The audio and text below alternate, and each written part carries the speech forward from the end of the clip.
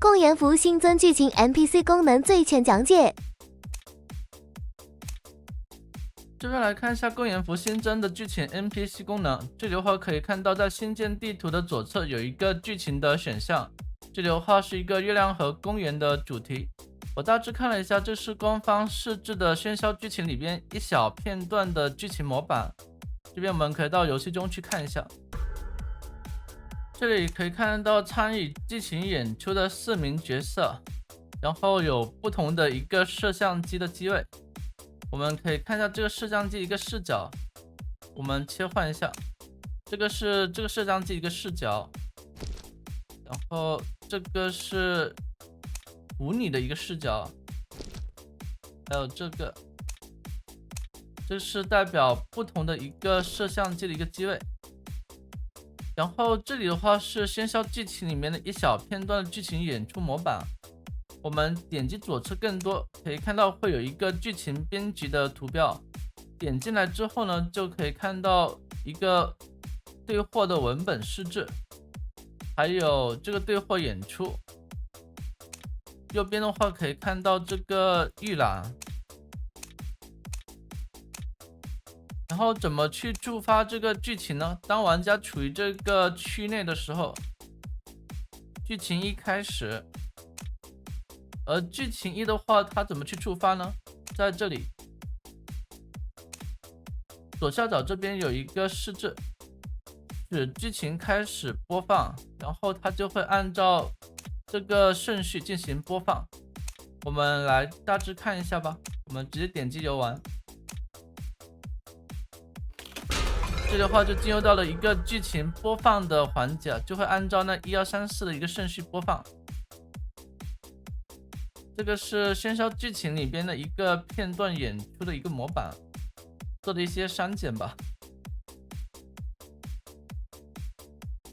不仅如此，还会有一些那个选项，通过不同的选项会有不同的一个那个什么摄像机的视角或者对话的内容。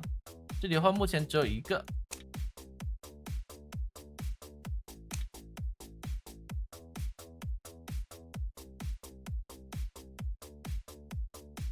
然后这里的话可以看到是黑屏了，这个黑屏是怎么来的呢？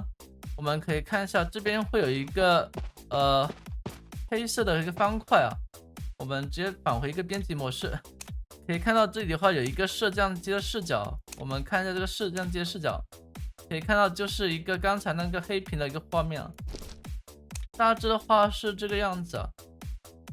玩家的话还可以对这些人物进行那个动作的试制，比如说点击这里可以看到可以进行动作的一个播放，同意、前进这些，而且还有一些那个没有时装的一个动作，比如说蹬踹，有点类似于踹门的动作，还有什么？还有匍匐前进，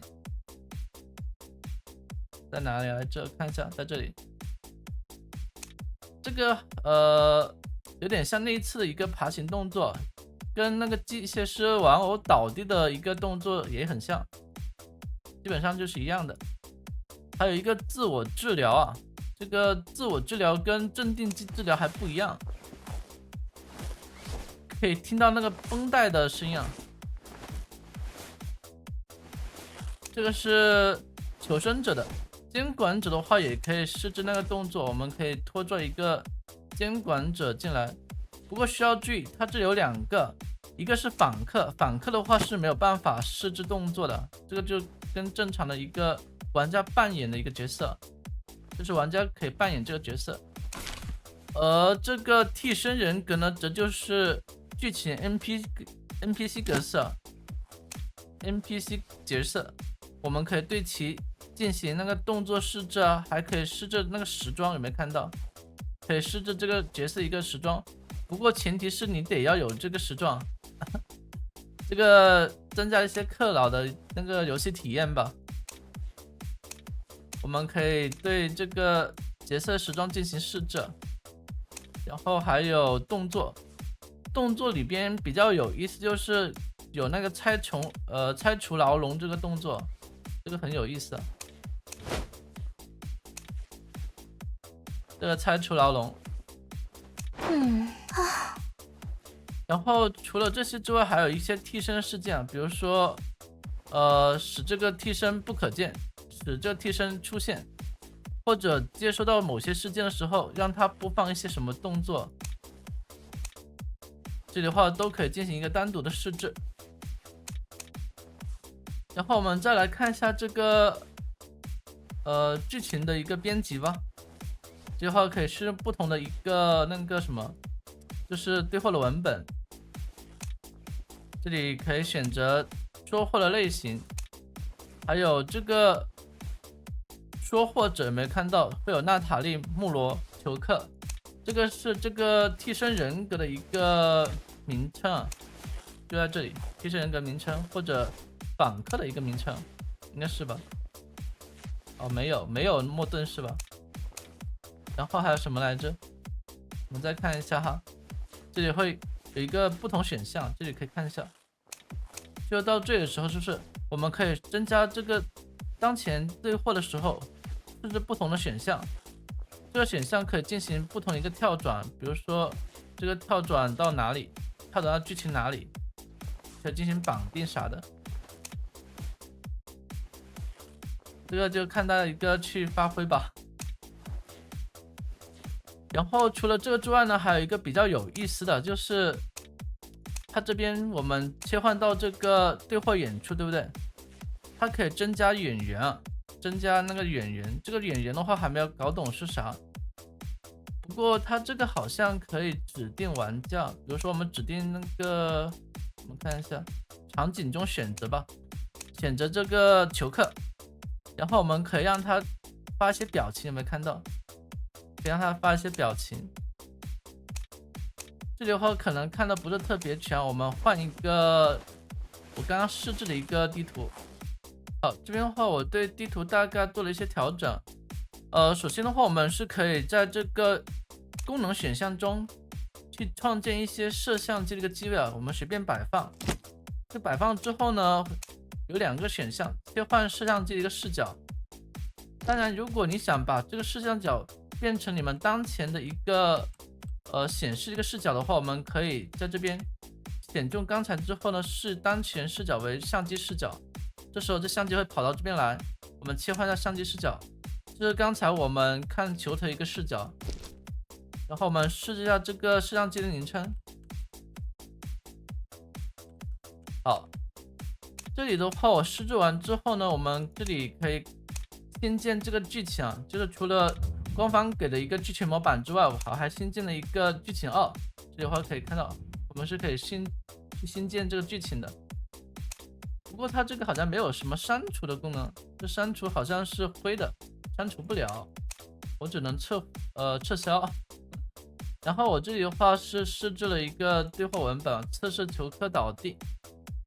然后呢，当玩家进入到这个区之后呢，会播放这个剧情2，也就是刚才我们创建的这个剧情2，然后把它绑定起来，使剧情开始播放。触发这个进入到区域之后，触发这个事件，播放这个剧情。这个剧情的话是播放这个文本，我们可以进行预览，这样子对不对？然后我们想绑定它那个摄像机的一个视角的话，怎么去绑定呢？这里的话我们得切换到这个对话演出，切换完之后，我们可以选择这个摄像机啊，找到我们刚才的一个摄像机13裘克的视角。好，这里的话我们再看一下。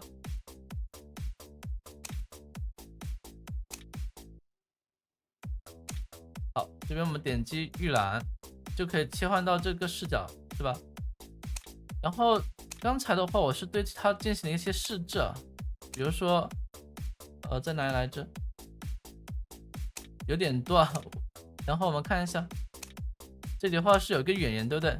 我们可以设置这个角色的一个表情啊，也可以试它的一个动作，就是切换到这个视角的时候会播放什么动作啊？或者说什么表情啊，大家可以在这边点击添加演员，然后选定这个裘克，场景中选择，然后裘克，可以让它播放一些动作。我们这边进行一下预览就知道了啊。点击预览，好，这边切到这个视角之后，就可以播放这个动作，还有发这个表情，并且这个动作我们可以试它是否重复啊。然后就是我本来的想法是什么呢？我本来的想法是切换到这个视角的时候，这个球客倒地啊，就是过了2秒之后倒地。我边放了一个计时器，对不对？2.5秒的时候球客倒地，球客倒地，但是这个好像不生效，这边有个替身事件，对不对？接收到这个球客倒地的时候，会播放这个受到攻击的一个动作。我们这边可以看一下，它这个好像不生效。好，我们这边播放一下这个剧情。我们先过一下。首先的话是这个剧情1，对吧？这个剧情1。